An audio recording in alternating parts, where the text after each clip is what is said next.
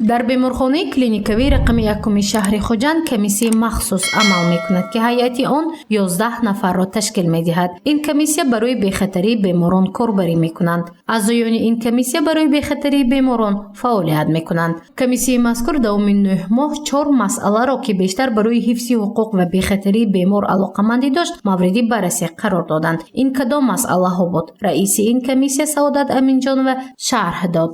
масъалаҳо баррасӣ шудааст ва асосан он бо омилҳои инсонӣ вобаста буд, албатта ҳалли худро ёфтааст ва ҳамчунин боиси қайд аст ки тибқи барномаҳои миллӣ амал карда истода дар беморхона дастрасии дороворӣ ва ҳамчунин сифати он ба воситаи тендер гузаронида мешавад. яъне ки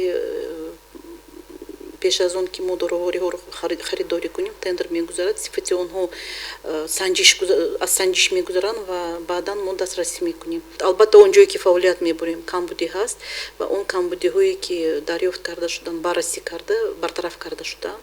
ҳадафи комиссияи мазкур ин назорати кормандони беморхона аст ки барои бехатарии саломатии беморон корбарӣ мекунанд. барои ин пеш аз ҳама омода намудани кадрҳои баландихтисосро муовини сартабиби ин беморхона Саодат Аминҷонова пешниҳод мекунад. зеро имрӯз барои пешбурди фаъолият кадрҳои ҷавони соҳибихтисосро маъмурият омода мекунанд то сатҳи бехатарии беморон боз ҳам паст карда шавад. комиссияи мо подкомиссия дорад. комиссияи санҷиши ҳолатҳои марганҷомёбӣ, комиссияи назорати пешгирии сирояти дохили беморхонагӣ ва комиссияи назорати тиббӣ. ҳамин комиссияҳо дохили ҳамин комиссия медароянд ва вазифаҳои худро иҷро мекунанд. яъне пешгирии интиқоли сирояти дохили беморхонагӣ, сифати расонидани ёрии тиббӣ ва машварати дигар табибон.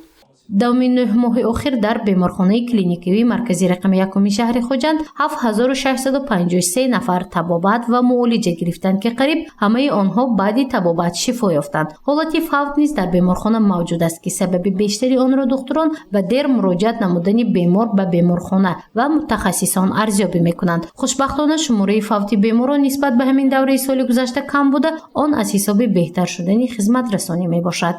нисбат ба соли гузашта, агар соли гузашта 1% бошад, имсол 0.8% ҳолати фавти беморон ба қайд гирифта шудааст ва ин ман боз якбор такрор мекунам, мисол мебиёрам беморони вайроншавии шадиди гардиши хуни майнаи сар. мисол дар баъзеҳо дар солатҳои аввала мебиёранд ки вай бемор мебоист ки дар ҷои ҳамин ҳолат рӯйдодагиш бояд ки давоми 5-6 соат то 10 соата бояд ки ҳолати бемор муқаррар шавад, баъд вая чӣ кунанд, бистарӣ кунанд. лекин ҳолатҳое мешавад ки вая новобаста аз он ки ҳам ҳодиса рӯй дод бардошта гирон мебиёранд.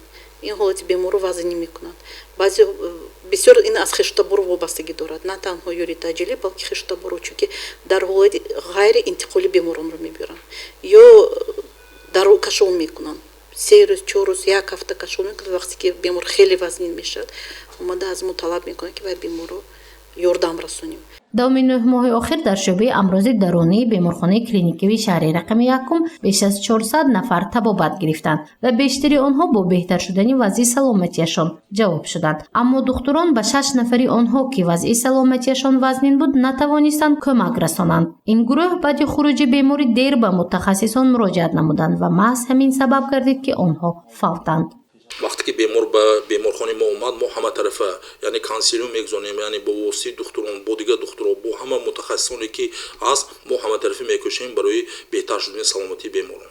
имрӯз санаи 17 сентябр рӯзи умумии ҷаҳонии бехатарии беморон аст. ин рӯзро ба хотири ҳифзи саломатии бемор дар тамоми ҷаҳон таҷлил мекунанд. мақсади он сиҳатии ҷомеа аст. зурши Мафнушкурова, Наимҷон Оюбов барои барномаи иттилооти хабар.